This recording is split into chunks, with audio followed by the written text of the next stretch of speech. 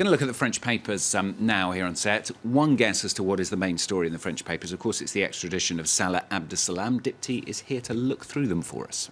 That's right. He's gone from being public enemy number one to public prisoner number one. At least that's according to this very bold headline this morning from Libération, the left-leaning paper. Now, for the street magazine 20 Minutes, it's a different story. Their question is, what will he say? What does he have to say? It's his turn to talk. That's what their headline's saying this morning. Yeah, the French investigators, I mean, they really want answers, don't they? The public, too, of course. Le Croix isn't even sure, though, that he's going to be particularly useful. They're rather skeptical. This is a very, very skeptical article coming from the Catholic paper. Abdeslam, the paper says, is the missing link for investigators to piece together the chronology of what exactly happened that night of November the 13th.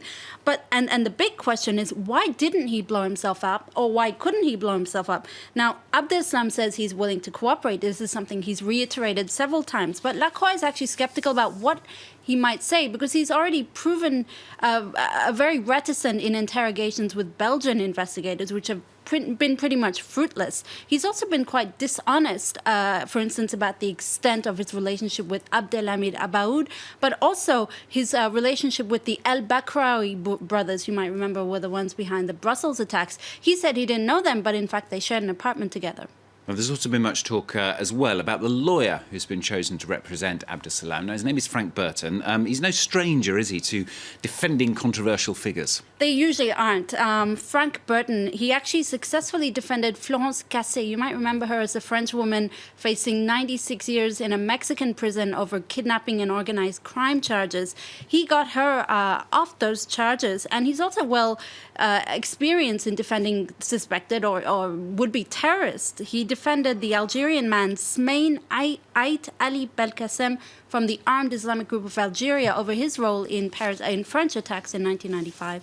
A lot of people, of course, might wonder what kind of person would actually defend such high-profile criminals, no doubt receiving death threats along the way of the trial. I mean, Libération is looking at the very difficult work of these defence lawyers. That's right. And they looked at Frank Berton, who they described as being pugnacious and fearless, a consummate professional. And these are some of the qualities that we see in many other lawyers defending criminals. They call, in fact, Libération calls them the devil's lawyers.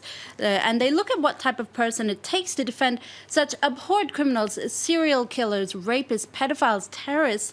In short, it takes a very special type of person, someone with an extremely thick skin, to say the least, but also someone who's importantly capable of remaining completely objective. And this is possibly why they're often abhorred or despised in the public eye. Now, one lawyer is quoted as saying, the person is not being tried in front of the public, but in front of a court of law. And so justice must take its course, whether that person is seen as guilty or not. Now, the biggest challenge, according to Libération, for lawyers, especially Burton, will be how do you defend scumbags without actually becoming one yourself? And I think that's a really important question. They look in particular at one of the most notorious defense lawyers, Jacques Vergès, who defended Klaus Barbie, Pol Pot, Slobodan Milosevic, these abhorred characters in history.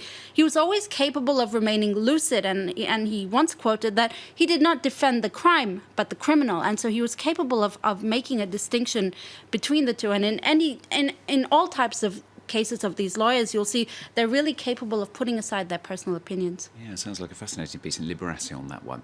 Now let's move on to something different, something that many people despise here in France. I certainly do. I'm sure everyone else does. Taxes. They're at an all-time high, apparently.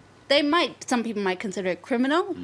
It's tax time here in France, Stuart. You might have received that dreaded letter or email from the tax man. Yep. It appears that, at least according to Le Parisien, that by the end of François Hollande's 5-year term, which ends next year, 2017, the total amount of taxes paid by workers would be around 95 billion euros. In other words, an all-time high. And this is, of course, despite the government's reassurances that taxes will be reduced in France. So an extremely high figure there from Le Parisien. And Le Parisien has some other numbers which are perhaps even more astounding than that one. If you don't really know economics, it seems like a lot.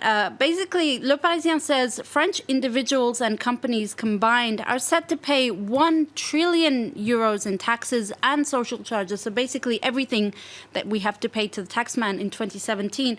That's an astounding figure. In fact, France has the rather dubious honor of being the vice champion of taxes. And you see this graphic from Le Parisien there, France in second position, just behind Denmark, but well ahead of Germany, Britain, and the United States.